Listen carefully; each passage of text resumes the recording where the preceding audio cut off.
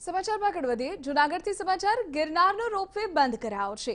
તેજ પવન ફૂંકાતા હાલ રોપવે સેવાને બંધ કરી દેવાય છે। પવન ઓછો થતાં જ રોપવેને ફરી શરૂ કરાશે તેવું જાણવા મળી રહ્યું છે।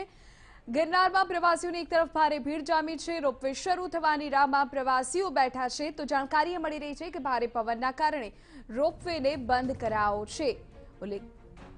વધુ જાણકારી અમારા સંવાદદાતા મોહિત ભટ્ટ આપી રહ્યા છે। મોહિત, રોપવે સેવા બંધ કરાવી હોવાની વિગતો અત્યારે મળી રહી છે, પરંતુ કેટલાક પ્રવાસીઓ પહેલેથી ત્યાં પહોંચી ચૂક્યા છે, કેટલાકે ઓનલાઈન ટિકિટ લઈ લીધી છે। આ તમામ માટે શું વ્યવસ્થા ત્યાં?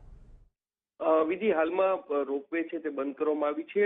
જે રીતે દિવાળીનું વેકેશન ચાલી રહ્યું છે ને તેના કારણે મોટી સંખ્યામાં પ્રવાસીઓ પર્યટકો છે તે ગિરનાર રોપવેમાં સફર કરવા માટે ત્યાં પહોંચ્યા હતા। જો કે આજે 2000થી વધારે પર્યટકો ત્યાં પહોંચ્યા હતા। જો કે ભારે પવનના કારણે ગિરનાર રોપવે છે તે હાલ પૂરતી બંધ કરવામાં આવી છે। શિયાળાની ઠંડી પણ છે અને તેવામાં જે ગિરનાર પર્વત પર ભારે પવન ફૂંકાતા જે અનબેલેન્સ છે તે પણ થઈ શકે છે ને તેના કારણે જે રોપવેના સંચાલકો છે તેમના દ્વારા હાલ પૂરતી રોપવે બંધ કરવામાં આવી છે।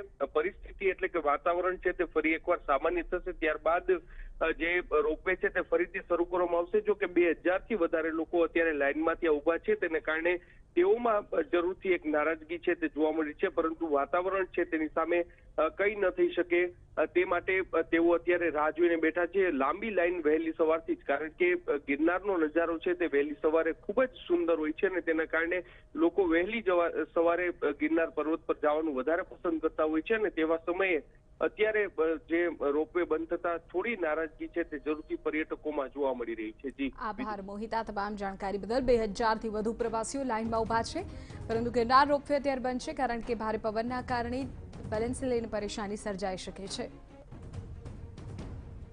તરફથી કોઈ પણ પ્રકારનો રિસ્પોન્સ કંઈ મળતો નથી।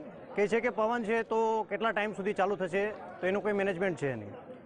ખાણીપીણી સિનિયર સિટીઝનો બી લાઇનમાં ઊભા રહી છે, તો સિનિયર સિટીઝનો માટેની જે ચેર છે ચેર એમની એમ જ પડેલી છે, તમે જોઈ શકો છો, સામે દેખાય છે તમને।